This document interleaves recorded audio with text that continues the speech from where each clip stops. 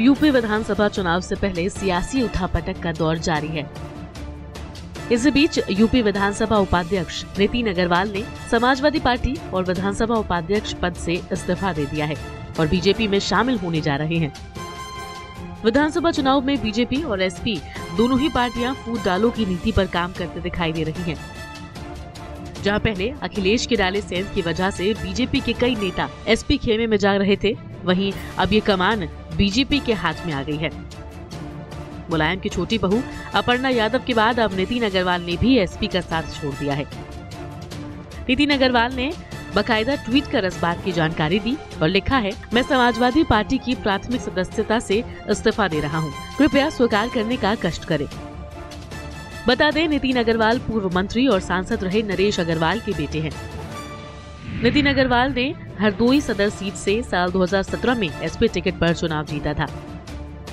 इनके पिता नरेश अग्रवाल भी इस सीट से 7 बार विधायक रह चुके हैं। नितिन अग्रवाल सियासी पाला बदलने के मामले में यूपी के सबसे चर्चित नेताओं में से एक है। नितिन पहली बार साल 2008 में अपने पिता के इस्तीफे के बाद पिता के खाली की गई सीट से उपचुनाव जीतकर विधानसभा पहुंचे थे। हालांकि उसके बाद वो अपने पिता नरेश अग्रवाल के साथ एसपी खेमे में चले गए थे। साल 2012 में नितिन एसपी की सीट पर ही विधायक बने थे, जिसके बाद वो अखिलेश की सरकार में स्वास्थ्य राज्य मंत्री भी रहे।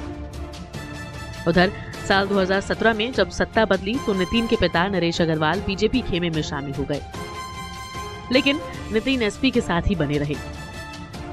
दूसरी ओर अखिलेश की पार्टी में बने रखने के बावजूद भी नितिन के बागी सुर एक बार फिर उनकी सत्ता बदलने की कहानी बयान करने लगे थे, जिसकी वजह से समाजवादी नेता रामगोविंद चौधरी ने उनकी सदस्यता खारिज करने की अपील की थी, लेकिन स्पीकर हृदय नारायण दीक्षित ने इसे खारिज कर दिया था। इसके अलावा बीजेपी के समर्थन में ही साल 2021 में समाजवादी पार्टी के बागी विधायक नितिन अग्रवाल को यूपी विधानसभा उपाध्यक्ष चुना गया था। डिप्टी स्पीकर के चुनाव में बीजेपी के समर्थन से नितिन अग्रवाल को 304 वोट मिले। वहीं एसपी समर्थन वाले नरेंद्र वर्मा को मात्र 7 वोट ही मिले थे।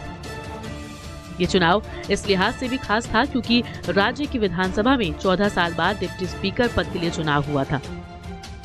ये बात तो साफ है कि नितिन अग्रवाल के एसपी खेमे में से मुंह मोड़ने के बाद एसपी को एक और बड़ा झटका लगा है, जिसके बाद अब अखिलेश यादव की ओर से इस पर क्या प्रतिक्रिया आती है, ये देखना दिलचस्प होगा।